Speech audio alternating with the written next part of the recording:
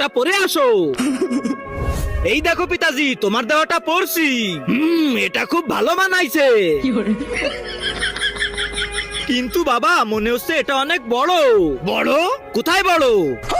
5 বছর পড়লেই এটা ছোট হয়ে যাবে। আচ্ছা বাবা, ঠিক আছে তাহলে। এই দেখো বাবা, আমাকে কেমন লাগছে?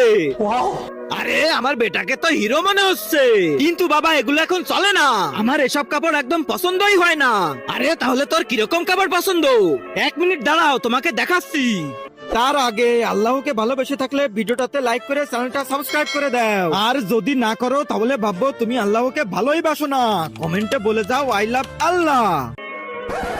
এই দেখো বাবা, এটা হলো আমার স্টাইল।